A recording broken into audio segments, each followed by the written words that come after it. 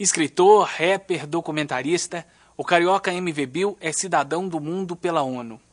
Sua atuação não se limita ao setor cultural e artístico. É um dos principais articuladores do movimento negro e social do país. Aqui, numa conversa franca, MV Bill fala de temas polêmicos como racismo, violência, drogas, repressão policial e a importância do trabalho social e do movimento hip-hop para a juventude que vive nas favelas.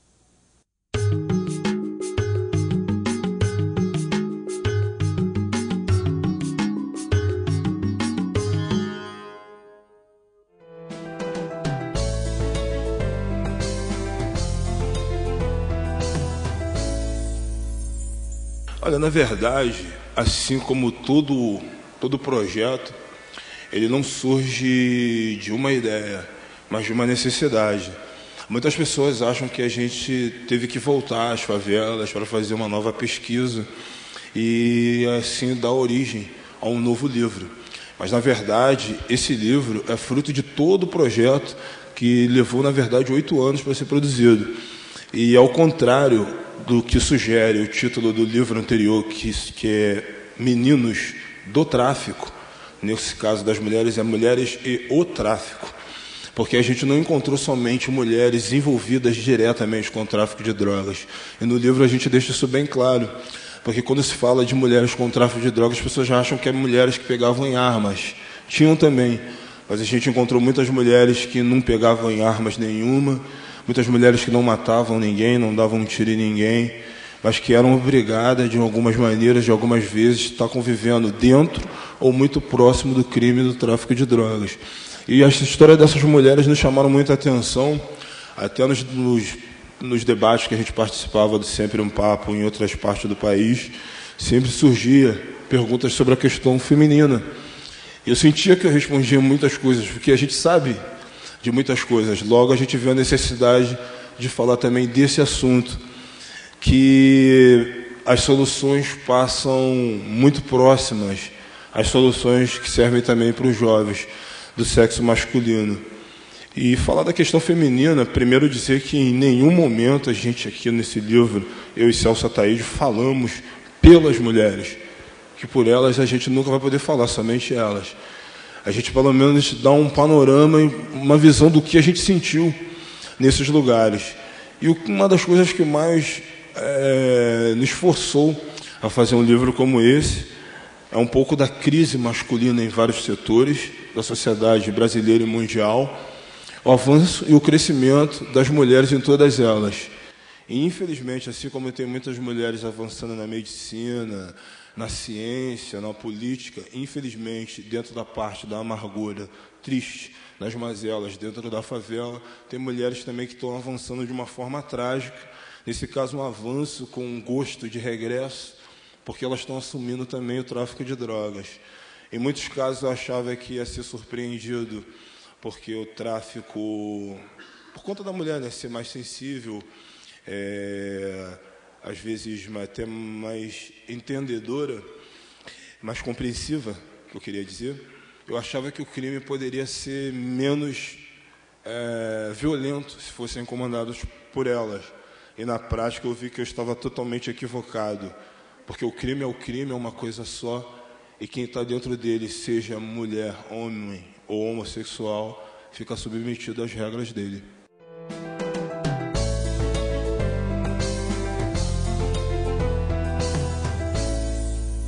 Começou, na verdade, através de um videoclipe, né?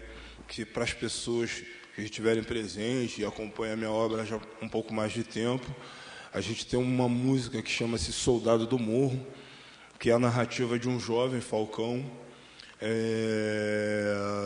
que está em cima de uma laje, falando das mazelas do dia a dia e da sua vontade de viver de uma forma diferente. E a gente queria ilustrar essa música com um videoclipe. Na época, eu e o Celso tomamos a atitude de invadirmos favelas do Rio de Janeiro, inicialmente, e outras do Sudeste, e retratando a vida desses jovens, sem pegar atores, mas filmar os jovens que viviam, de fato, dessa realidade. Sofremos duras críticas de parte da mídia, rolou um processo que a gente foi absolvido há pouco tempo, graças a Deus, em que a gente era incriminado por apologia do tráfico de drogas. E quando a gente terminou de fazer esse videoclipe, nós voltamos aos lugares para apresentar para as pessoas que deixaram ser filmadas. A gente percebeu que o nosso vídeo era importante, a música também, mas era muito pequeno diante da questão, porque 2 meses depois a maioria das pessoas já estavam mortas. E a gente quis investir em ir mais a fundo, porque a gente foi ameaçado de prisão e eu disse que, ainda que a gente fosse preso até que minha vida corresse risco, eu ia querer continuar, porque eu achava que aquilo era uma realidade que deveria ser mostrada e que eu não estava cometendo crime nenhum, que estava só querendo dar uma contribuição a assunto que eu acho que é importante e muitas das vezes é discutido de forma errada. E a minha atitude adiante foi pegar os dinheiros de próprios shows meu e da Nega Giza, que é uma rapeira do lado do Rio de Janeiro, que tem trabalhos conjuntos junto comigo, pegar nosso próprio dinheiro, porque a gente não conseguiu patrocinadores que quisessem investir o seu dinheiro nesse tipo de realidade, e compramos filmadoras PD-150 da Sony, que na época era muito avançada, compramos computadores que servem também como ilha de edição, e começamos a incursionar pelo mundo das favelas, não só mais do Rio de Janeiro. Com a repercussão do videoclipe da música, eu vinha tocar aqui em Minas Gerais, tocava muito na região metropolitana de Contagem, e pedia para visitar favelas. E nessas visitas a gente levava a nossa câmera, para nós era só visitas e gravações. A gente não sabia que a gente oficialmente já tinha começado a nossa pesquisa. E começamos a identificar a mesma figura que a gente tinha conhecido no Rio de Janeiro de forma trágica em outras favelas do Brasil. Mudava-se o sotaque, o tipo de armas, o tipo de drogas, mas o visual, o estereótipo, o padrão era muito parecido sempre. Geralmente negros, pobres e de famílias desestruturadas. Então eu vi ali que surgia dentro da nossa realidade uma ligação entre as cidades, entre as favelas, que fazia quase que um genocídio, porque era o mesmo tipo de pessoa sempre envolvida na situação. E quando a gente foi ver, a gente estava envolvido a tal ponto que para nós era difícil recuar, porque a gente não conseguia enxergar outras pessoas que pudessem estar contando essas mesmas histórias. Então todo o processo demorou 8 anos, porque a gente não tinha uma equipe grande, a gente nunca foi profissional da área, mas pessoas que nasceu dentro dessa realidade queriam dar uma contribuição para as discussões que vão trazer as mudanças e as transformações desses lugares.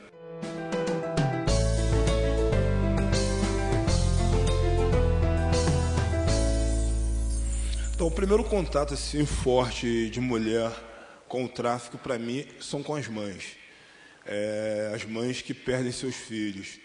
A gente lidou com alguns tipos de situações que eu já estava muito tempo fora de casa, né, longe da minha mãe, e vendo assim, o carinho de uma mãe para com um filho, mas ignorando a posição que ele estava.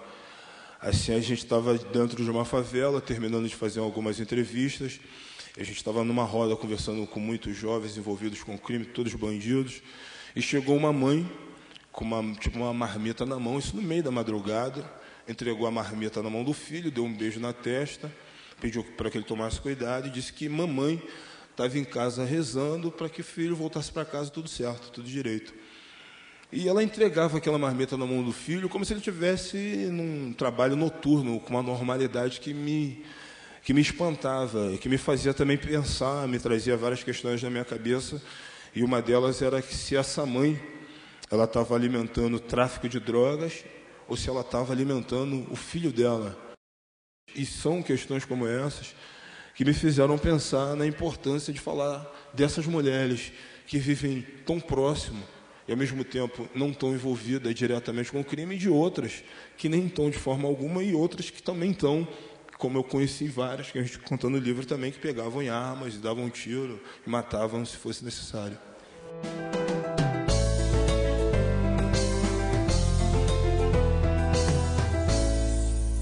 Antigamente era mais fácil falar para as pessoas que eram que nem eu, de calça larga, que curtem rap.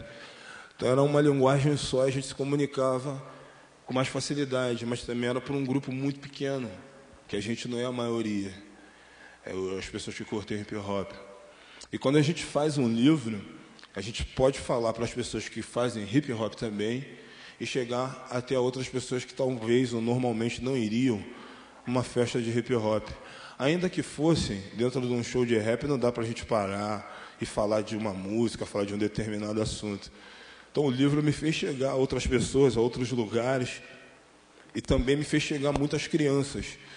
E a partir do momento que você começa a se comunicar com criança, minha linguagem, pelo menos, foi se modificando. Confesso que até fiz uma autocensura quase, uma autocrítica em alguns versos meus, em algumas condutas, por conta do crescimento. O crescimento acaba trazendo um pouco de limitação, que é a tal da responsabilidade no que eu vou falar, no que eu vou fazer, saber que parte das coisas que faço virou referência para outros jovens que têm a mesma condição que eu ou não, mas que buscam em mim um modelo de social a ser seguido. Então, tem algumas coisas que eu tive que modificar na minha vida, mas, sem dúvida, eu me sinto muito melhor com o poder de amplificação que minha voz tem hoje do que antes.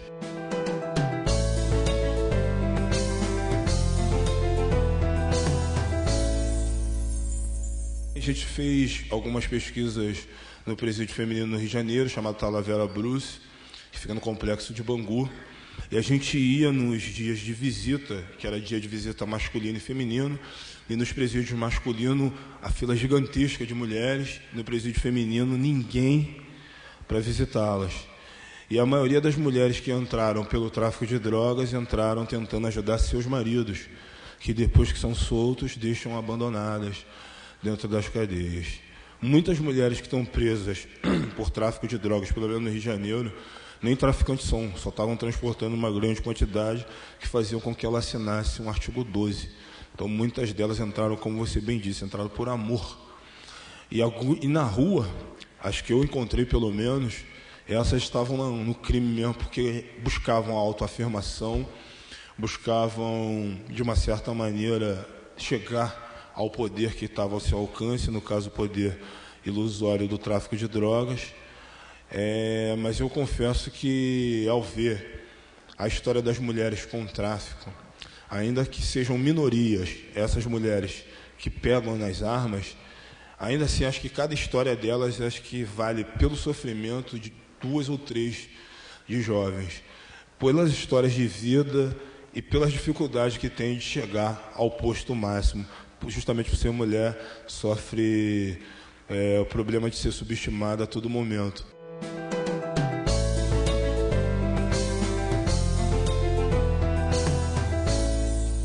Infelizmente, a gente tem um país, a gente tem uma sociedade que vive à base da demagogia, né, cara? Muito demagogo e muito hipócrita.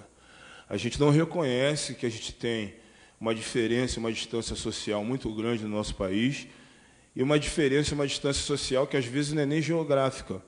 É uma distância, às vezes, que é só de um muro, de uma cerca, de uma rua para outra, de um condomínio fechado para uma favela. E essa distância faz com que nasçam pessoas com esse tipo de perspectiva, achando que o tráfico de droga, às vezes, vai ser o único meio de ascensão para essa juventude. Quando eu digo isso, eu digo com tristeza, embora não sejam a maioria dentro desses lugares, graças a Deus, mas é uma minoria que faz estrago, porque tem armas na mão, tem a inconsequência da juventude e tem a impunidade da lei, tem as costas das forças governamentais que deveriam estar atacando lá, tem o desprezo da sociedade, tem a corrupção policial, que acaba contribuindo para esse caldeirão de coisas que vem fervilhando. Hoje a gente tem uma atenção maior da mídia, de parte da sociedade para esses assuntos, primeiro porque o sangue que estava somente entulhado dentro do asfalto, dentro do morro, hoje corre no asfalto também. E muitos de seus próprios filhos hoje estão envolvidos também com drogas também. Então eu tenho um grande medo de que, por covardia, como a gente já viu em vários outros casos, eu posso citar depois, se quiserem, mas porque por covardia, criem-se leis que vá mais uma vez beneficiar seus filhos, como por exemplo, eu estou com muito medo que isso aconteça, tomara que isso não vire uma sugestão, mas eu estou com muito medo porque os filhos da sociedade estão começando a se envolver com as drogas sintéticas, os chamados sintéticos, que são as drogas dos êxtases e as drogas de comprimido. Daqui a pouco vão sancionar uma lei para fazer com que somente esse tipo de droga não seja mais hediondo, porque não é essa droga que está na nossa mão. Enquanto as drogas que estão na nossa mão não chegar na mão dos filhos dele, vai ser problema nosso. Assim como as mortes que ocorrem nesses lugares, quando for só nossos filhos, nossos parentes, é só problema nosso, não é problema deles.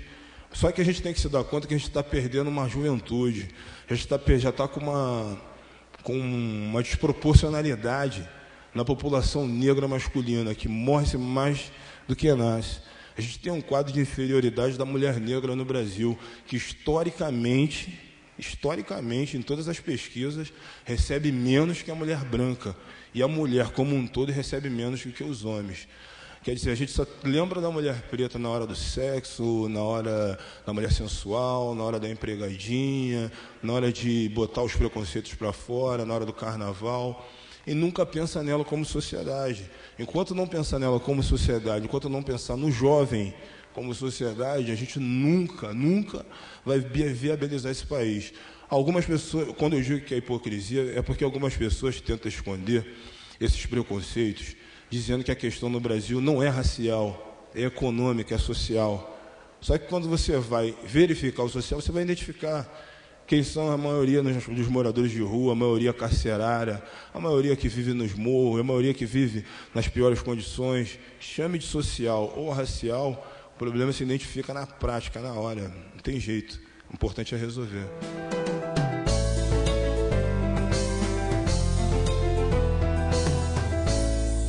As políticas públicas para a juventude no Brasil eu vejo como uma coisa muito distante ainda do que seria o ideal. Existem alguns avanços, como algumas secretarias que estão sendo montadas em várias cidades do Brasil. A gente tem feito muitas parcerias junto com a CUFA, que é a Central Única das Favelas, que é a organização que eu faço parte. Eu, particularmente, também, como Bill, tenho feito muitas coisas com essas secretarias, mas que ainda falta muito a ser feito. Está muito aquém daquilo que seria necessário, precisa se fazer muito mais.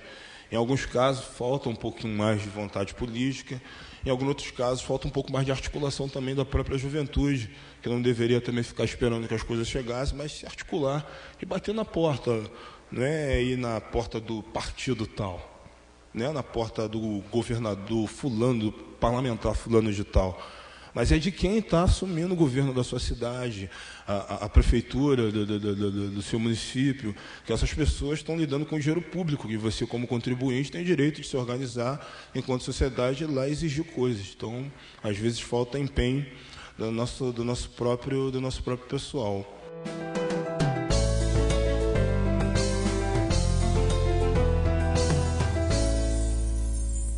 Eu não acredito na família que a TV está sempre mostrando, né? Que é a família que geralmente faz o comercial da margarina. O pai, a mãe, né? Geralmente todos brancos, com as crianças. E naquela harmonia, quando a gente sabe que muitas dessas famílias acordam sem nem dar bom dia um para o outro, o filho vai tomar café no quarto, não respeita a mãe, não dá bom... Sabe como é que é? Então eu acredito muito numa coisa chamada de estrutura familiar, que é o que eu tive. Que meus pais foram separados muito cedo, e eu tive na minha mãe o retrato do pai, que é o pai e mãe ao mesmo tempo. Minha mãe não deixou faltar nada, fazia tudo o que eu precisava para ser uma criança normal, e fui, com o auxílio dela. Eu tenho 2 sobrinhos que são criados hoje por elas, pela minha mãe, que eu crio como filhos e ela também, que eles não têm videogame, não têm o quarto deles separado, vivem ainda na Cidade de Deus, mas são crianças totalmente diferentes das outras, porque possuem uma estrutura de ter uma pessoa para levar na escola, para trazer, para saber o que está estudando, para ensinar em casa, para conversar, para levar, para conhecer outras coisas, para dar livro de presente de aniversário, não somente roupa, não brinquedo, não deixar ficar vendo televisão, controlar o horário, não deixar ir para baile funk que tem na Cidade de Deus tocando música sobre sexo. Então isso para mim é estrutura. E quem não tem isso, para mim, está desestruturado.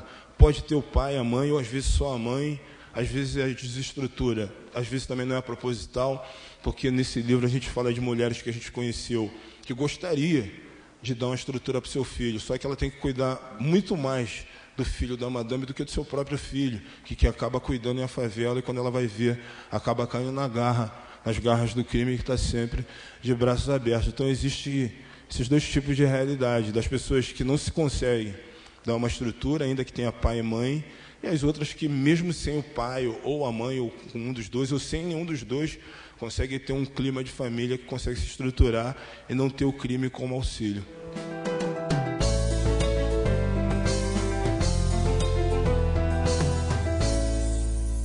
Os jovens querem as mesmas coisas, só que apenas alguns é que têm direito a todas as coisas a que esses jovens precisam. Aí é que está o grande problema. Enquanto uns o pai pode dar, outros o pai não pode dar, e acabam achando de forma errada, que eu não aceito isso também, não aceito a justificativa de eu roubei porque eu não tinha como para justificar uma atitude errada, um possível ingresso no crime. Mas acontece que muitas das vezes o escravismo do consumo acaba forçando muitas pessoas a ser criminosas para poder terem as coisas. Não estou botando a culpa, dizendo que é a televisão a culpada, mas a gente vê a todo momento novelas, comerciais de TV, filmes, programas, dizendo que você tem que adquirir determinado produto, que se você não tiver, você não é ninguém. E nas ruas, as pessoas de fato, se você não tiver determinadas coisas, você não é ninguém mesmo, você se torna um jovem invisível. Isso na escola, isso na turminha do trabalho, se você não estiver dentro do clima, as pessoas passam por dentro de você quase como naquele filme Ghost, do outro lado da vida. Então, quando o cara mete a mão nas armas, nas drogas, ele acaba emergindo da invisibilidade e nos causa um sentimento negativo, né, de medo, de ódio, de raiva, de repúdio, sei lá qual tipo de sentimento, mas é negativo, só que ele sai da invisibilidade. E o ideal é que a gente possa tirar esse jovem do lado invisível de diversas outras maneiras, mas a isca do consumo acaba sendo uma grande armadilha para muitos desses jovens, e que demonstram com bastante clareza quando pegam no seu dinheiro.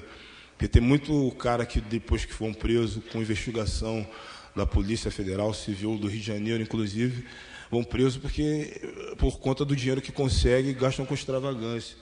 É um cara que é preso porque comprou um carro que custa 80 mil reais, e andando de chinelo havaiano e com uma bermuda rasgada, porque não sobrou dinheiro para comprar uma bermuda nova, com um paco de dinheiro. A polícia suspeita, olha para ele, vê que ele tem o estereótipo da pobreza, o sotaque do morro, o sotaque do favelado, e não poderia estar com aquilo. É abordado e acaba sendo preso. Muitas histórias de pessoas, de jovens envolvidos com o crime, acabaram acontecendo nas prisões por conta dessa maneira, por conta da vontade de consumir, a vontade de ser igual àquele que é o oposto. É uma realidade paradoxal, mas infelizmente toma conta de nossa juventude, que é envolvida com o crime e não envolvida com o crime também.